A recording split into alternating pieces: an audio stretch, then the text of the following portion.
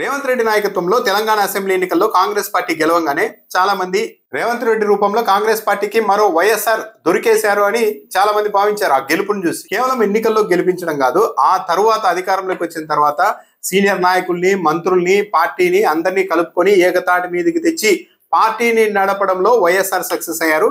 కానీ రేవంత్ రెడ్డి పూర్తిగా విఫలమైపోయారు అన్న అభిప్రాయం వచ్చేసింది.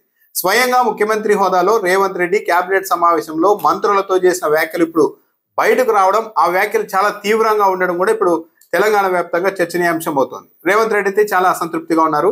అసలు ఏ మంత్రి కూడా ఏ మంత్రిని లెక్క చేయడం లేదు. చివరకు ముఖ్యమంత్రిని కూడా మంత్రులు లెక్క చేసే పరిస్థితి లేదు. సీనియర్ మంత్రుల సంగతి పక్కన పెడితే కొండా సురేఖ కుమార్తె కూడా రేవంత్ రెడ్డిని ఉద్దేశించి చాలా దారుణమైన మాటలు మాట్లాడేశారు. ఆయన మీద నేరుగా ఆరోపణలు చేశారు.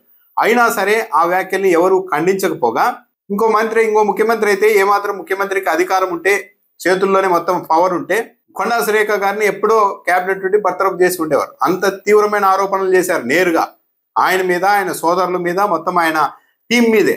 కానీ రేవంత్ రెడ్డి ఏమీ చేయలేని పరిస్థితుల్లో ఉన్నారు. క్యాబినెట్ భేటీ జరిగితే గురువారం నేను అందరినీ కలుపుకుపోవాలన్న ఉద్దేశంతో మంత్రులందరికీ స్వేచ్ఛ ఇస్తే, కానీ ఆ స్వేచ్ఛను దుర్వినియోగం చేస్తున్నారు. బాధ్యతలు తీసుకోవడంలో మాత్రం ఏ ఒక్కరూ ముందుకు రావడం లేదని రేవంత్ రెడ్డి ఆవేదన వ్యక్తం చేయడంతో పాటు ఇటీవల ఒక ప్రచారం విస్తృతంగా సాగింది. అదేంటంటే కాంగ్రెస్ పార్టీ జాతీయ అధ్యక్షుడు ఖర్గేనే రేవంత్ రెడ్డి మీద ఆగ్రహంగా ఉన్నారు. మొత్తం రేవంత్ రెడ్డి పాడు చేసేశారు. ఈ బీసీ రిజర్వేషన్ల అంశాన్ని పైకి తెచ్చి ఎప్పటి నుండో కాంగ్రెస్ పార్టీతో ఉన్న వర్గాలతో పాటు ఎస్సీ వర్గాలు కూడా దూరం అయిపోయేలాగా పరిస్థితిని సృష్టించారు అని ఆగ్రహం వ్యక్తం చేశారంటూ ఒక ప్రచారం బాగా పెద్ద ఎత్తున నడిచింది మెయిన్ స్ట్రీమ్ మీడియా వరకు. ముఖ్యమంత్రికి సపోర్ట్ గా ఏ ఒక్క మంత్రి కానీ, ఏ ఒక్క నాయకుడు కానీ లేదు ఖర్గే అలా అనలేదు అని ఎవరు వాదించలేదు, ఎవరూ ఖండించలేదు. ఈ అంశాన్ని కూడా ప్రస్తావించి కేబినెట్ లో రేవంత్ రెడ్డి నా మీద అంత నెగిటివ్ ప్రచారం జరుగుతుంటే ఒక్కరు కూడా స్పందించలేదు. నాకు రాజకీయం తెలియదు అనుకుంటున్నారేమో, నాకు రాజకీయం తెలుసు, కానీ అందరినీ కలుపుకుపోవాలని చాలా ఇంతకాలం సంయమనం పాటించాను. ఇక నాకు సహనం నశించింది, అయ్యేదవుతుంది, ఇకపైన నేను చాలా కఠినంగానే ఉంటాను, ఎవరిని ఉపేక్షించబోను అని కూడా నేరుగా హెచ్చరించారంట. ఉత్తమ్ కుమార్ రెడ్డి, బట్టి విక్రమార్క లాంటి సీనియర్ నాయకుల పేర్లను ప్రస్తావించి మీరు సీనియర్లని మంత్రి పదవులు ఇచ్చి అన్నింటిలో కూడా మీకు స్వేచ్ఛని ఇస్తే మీరు కూడా సపోర్ట్గా రావడం లేదు, ఇంకేం చేయాలి మీకు అంటూ ఆగ్రహం వ్యక్తం చేయడంతో పాటు కాంగ్రెస్ పార్టీ గెలుపుకు నాకంటే ఎవరైనా ఎక్కువ పనిచేశారా అని కూడా రేవంత్ రెడ్డి ప్రశ్నించారట. ఆ ప్రశ్నించడం కూడా ఏంటి, ఎన్నికల్లో కాంగ్రెస్ పార్టీని గెలిపించడం కోసం, ఎమ్మెల్యేలను గెలిపించుకోవడం కోసం రిస్క్ తీసుకొని 1000 కోట్ల రూపాయలు అప్పు చేసి తీసుకొని వచ్చి పెట్టాను అని క్యాబినెట్ సమావేశంలో మంత్రులతో రేవంత్ రెడ్డి అన్నట్టు బయటకు వచ్చేసింది. 1000 కోట్ల రూపాయలు అంటే రిస్క్ కాదు, అది మొత్తం ఏదో ఉద్దేశాలతోనే చేసి ఉండాలి. ఏదో 1-2 కోట్లు అయితే ఓకే, 1000 కోట్ల రూపాయలు తీసుకొని వచ్చి ఎలక్షన్లో గెలవడం కోసం, ఎమ్మెల్యేల కోసం ఖర్చు పెట్టారు అంటే అధికారంలోకి వచ్చిన తర్వాత అదంతా రికవర్ చేసుకోవచ్చు, అంతకు ఎన్నో రెట్లు సంపాదించుకోవచ్చు అన్న ఆలోచన ఉన్నప్పుడు మాత్రమే ఇలాంటి తెగింపు, ఇలాంటి రిస్క్ చేయగలుగుతారు. ఇప్పుడు తెలంగాణలో కూడా విస్తృతంగా ఉన్న అభిప్రాయం ఏంటంటే మంత్రులు ఎవరి స్థాయిలో వాళ్ళు, ముఖ్యమంత్రి వరకు ఎవరి స్థాయిలో వాళ్ళు భారీగా డబ్బులు సంపాదిస్తూ ఉన్నారు. దానివల్లే మొత్తం గవర్నమెంట్, పార్టీ, అడ్మినిస్ట్రేషన్ అంతా గాడి తప్పేసింది అన్న ఒక ఒపీనియన్ కూడా ఉంది. ఇప్పుడు అదే నిజమా? 1000 కోట్ల రూపాయలు ఎన్నికల్లో ఖర్చు చేసి ఉంటే ఏదో ఆషామాషిగా ట్రస్టీగా అయితే చేసి ఉండరు, మళ్ళా ఏదో దాన్ని అంత సంపాదించుకోవచ్చు ముఖ్యమంత్రి అయితే గెలిస్తే అన్న ఉద్దేశంతో చేసి ఉండాలి. ఎందుకంటే ₹2 కాదు కదా, 1-2 కోట్లు కాదు కదా. రేవంత్ రెడ్డికి కేవలం మంత్రుల రూపంలోనే కాదు, కాంగ్రెస్ హైకమాండ్ రూపంలో నుంచి కూడా చాలా ఇబ్బందులు ఎదురవుతున్నాయి. ఇన్ఛార్జ్ గా ఉన్న మీనాక్షి నటరాజన్ కూడా రేవంత్ రెడ్డికి వ్యతిరేకంగా ఉన్నారు. ఆమె కూడా హైకమాండ్ పెద్దల దగ్గర నెగిటివ్ గా రిపోర్ట్లు ఇస్తున్నారన్న ప్రచారం మెయిన్ స్ట్రీమ్ మీడియాలోనే జరుగుతోంది. రేవంత్ రెడ్డి ఎవరిని కంట్రోల్ చేయలేకపోతున్నారు. రేవంత్ రెడ్డికి అసలు ప్రభుత్వం మీద, పార్టీ మీద పట్టే లేకుండా పోయింది. ఆయన జూనియర్ అవడం వల్ల ఏ మంత్రి కూడా ఆయన్ని లెక్క చేయడం లేదు. ఈయన కూడా సీనియర్ మంత్రుల్ని పిలిచి మాట్లాడే సాహసం కూడా చేయలేకపోతున్నారు. సీనియర్ మంత్రులకు ఏదైనా చెప్పాలంటే రేవంత్ రెడ్డి భయపడిపోతున్నారు. దీనివల్ల మొత్తం ఇబ్బంది వచ్చేస్తోంది అని మీనాక్షి నటరాజన్ హైకమాండ్ పెద్దలకు చెప్తే ఆ సమయంలో అక్కడే ఉన్న పిసిసి అధ్యక్షుడు కూడా ఆమెకే వంతపాడారు.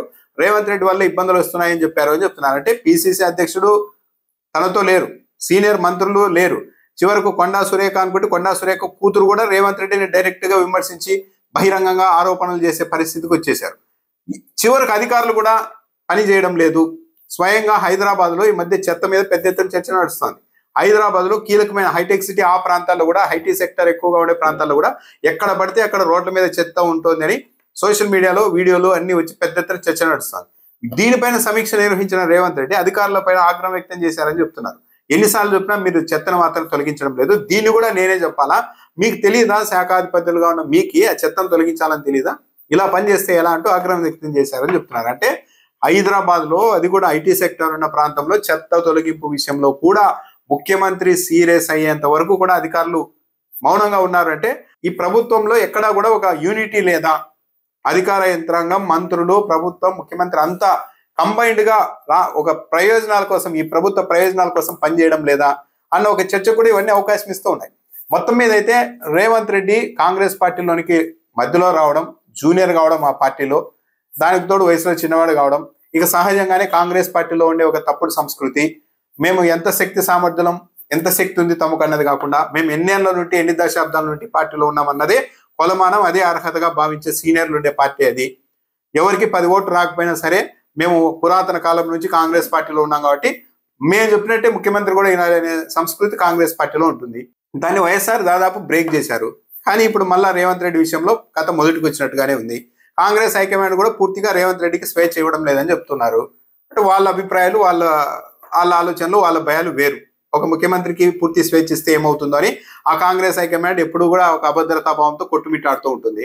ఆ అభద్రత కారణంగానే దేశవ్యాప్తంగా చాలా మంది పెద్ద పెద్ద నాయకుల్ని, మంచి నాయకుల్ని, రాష్ట్రాల్లో ప్రభావం చూపే నాయకుల్ని కూడా ఒక్కొక్కరిగా కోల్పోతూ వచ్చింది ఆ కాంగ్రెస్ పార్టీ. ఇప్పుడు రేవంత్ రెడ్డి విషయంలో కూడా అదే జరిగే అవకాశం ఉంటుంది. అయితే మొత్తం మీద రేవంత్ రెడ్డి ఒక సమర్థవంతమైన వ్యక్తి. చెప్పాలంటే కాంగ్రెస్ పార్టీని అధికారంలోకి తీసుకురావడంలో మొన్నటి ఎన్నికల్లో రేవంత్ రెడ్డి పాత్రను ఎవరు కొట్టిపారేయలేరు. చాలా స్ట్రాటజీ చేశారు, చాలా కష్టపడ్డారు, తెచ్చారు. కానీ దాన్ని హోల్డ్ చేయడం, అదని యూనిట్ చేయడంలో మాత్రం ఆయన విఫలమవుతూ ఉన్నారంటే కారణం ఆ కాంగ్రెస్ పార్టీలోనే సంస్కృతి. ఇలాంటి రాజకీయాలు చూసిన తర్వాతనే కాంగ్రెస్ పార్టీని చాలా రాష్ట్రాలు చీదరించుకుంటున్నారు. ఏంటంటే ఒక ముఖ్యమంత్రి ఉన్నప్పుడు, మంత్రివర్గం ఉన్నప్పుడు అక్కడే నిర్ణయాలు జరిగి పరిపాలన సజావుగా సాగేలా ఉండాలి. కానీ ఇక్కడ ఎలా ఉంది ఇప్పుడు రేవంత్ రెడ్డి పరిస్థితి?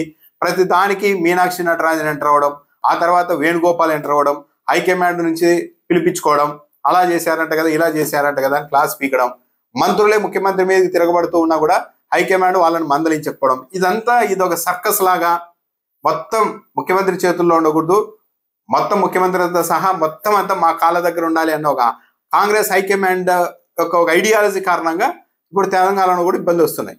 సో రేవంత్ రెడ్డి ఇంకా జూబ్లీహిల్స్ ఉప ఎన్నిక ఒకటి ఉంది. ఆ ఉప ఎన్నికల్లో కాంగ్రెస్ పార్టీ ఓడిపోతే రేవంత్ రెడ్డికి మరింత ఇబ్బందులు అయితే ఉంటాయి. ఒకవేళ రేవంత్ రెడ్డిని పక్కన పెట్టి ఇంకొకటి చేద్దామా అంటే, రేవంత్ రెడ్డిని పక్కన పెడితే కాంగ్రెస్ గవర్నమెంట్ కంటిన్యూ అవుతుందా లేదన్నది కూడా అనుమానమే. రేవంత్ రెడ్డి ఇంకేదైనా తీవ్రమైన నిర్ణయాలు కూడా తీసుకోవచ్చు. సో మొత్తం మీద అయితే తెలంగాణలో మళ్ళీ కాంగ్రెస్ పార్టీ అధికారంలోనికి వస్తుందా రాదా అన్న దానిపైన అయితే దాదాపు అందరికీ ఒక క్లారిటీ వచ్చేసింది. మీనాక్షి నటరాజన్ కూడా మళ్ళీ ఈ పరిస్థితిని చూసిన తర్వాత చాలా మంది మంత్రులు అందరూ మళ్ళీ అధికారంలోనికి రామేమో అన్న ఒక భావనకు లోనవుతున్నారు. అందువల్లే వాళ్ళు ఆర్థికంగా బలపడేందుకు ఎవరికి వాళ్ళు ప్రయత్నిస్తున్నారు, అంటే దోపిడీ చేసుకుంటున్నారు అని కూడా చెప్పినట్టు మీడియాలో కథనాలు వస్తున్నాయి. సో ఈ మొత్తం పరిస్థితి చూస్తుంటే రేవంత్ రెడ్డి చేతిలో అవుట్ ఆఫ్ కంట్రోల్ లాగా తెలంగాణలో ప్రభుత్వం కావచ్చు, మంత్రులు కావచ్చు, కాంగ్రెస్ పార్టీ కావచ్చు తయారైందని తెలుస్తోంది.